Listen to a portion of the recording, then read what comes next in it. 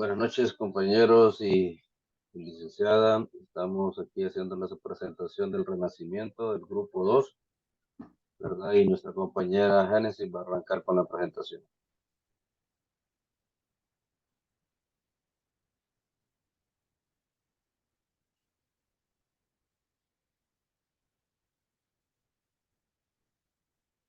Bueno, hoy les vamos a hablar sobre qué es el Renacimiento. Voy a dar un pequeño contexto de qué es esto. El Renacimiento es el nombre dado en el siglo XIX a un amplio movimiento cultural que se produjo en Europa Occidental durante los siglos XV y XVI. Fue un periodo de transición entre la Edad Media y los inicios de la Edad Moderna.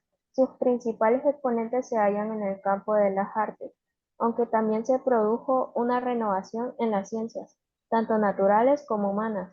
La ciudad de Florencia, en Italia, fue el lugar de nacimiento y desarrollo de este movimiento, que se extendió por toda Europa. Para agregar algo más aquí, el Renacimiento marcó un alejamiento de la mentalidad medieval hacia una perspectiva más centrada en el individuo, la razón y el conocimiento.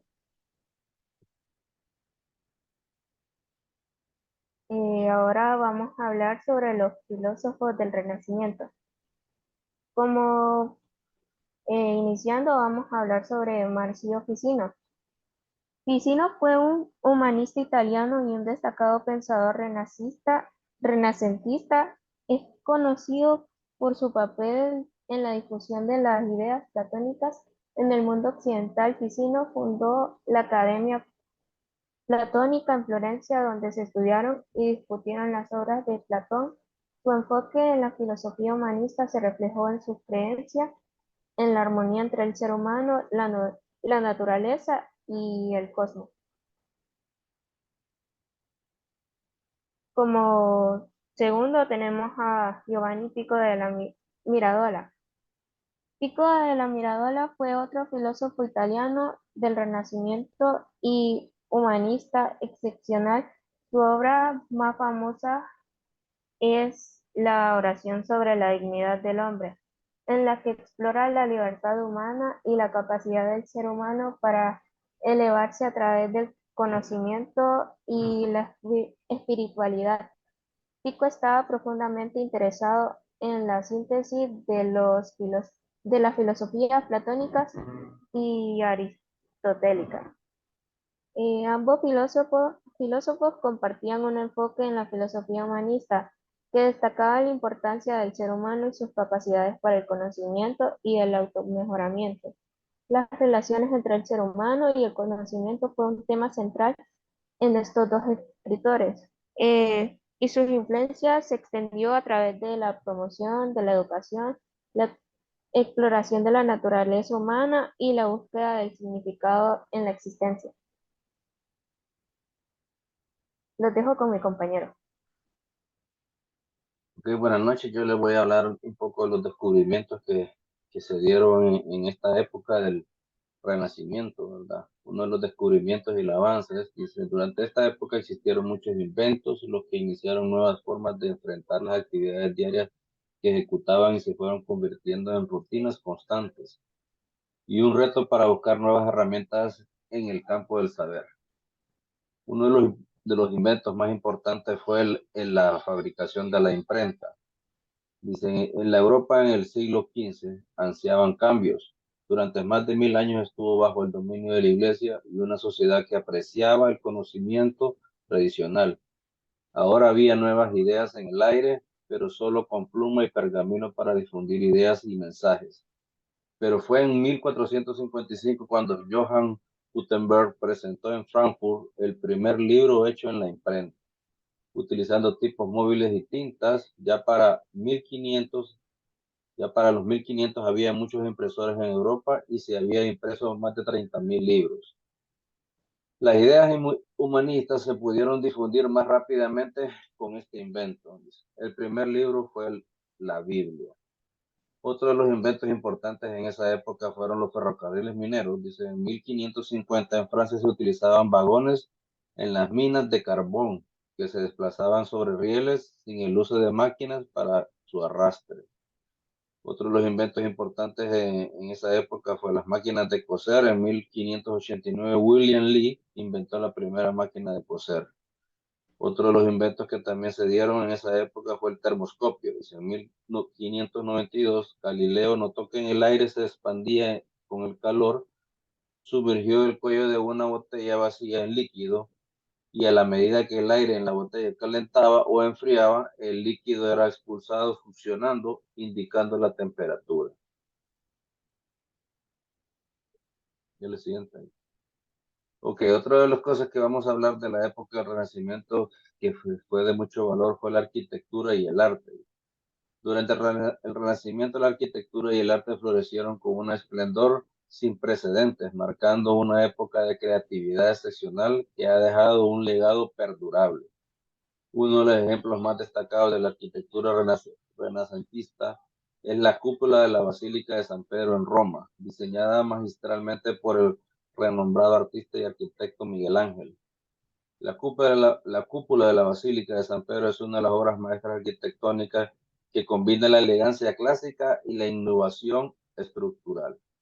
La majestuosidad de esta estructura destaca la habilidad de Miguel Ángel para fusionar la estética renacentista con soluciones técnicas avanzadas. Su impacto no solo radica en imponerse en imponente presencia, sino también en la inspiración que ha brindado a generaciones posteriores de arquitectos. Otro de los avances que se dieron en esa época fue el tema de la moda y el estilo renacentista. La moda renacentista dice que abarcó aproximadamente desde el siglo XIV, dice hasta el siglo XVII. Fue una época en la que la vestimenta se convirtió en una expresión distintiva de estatus social y de gusto artístico.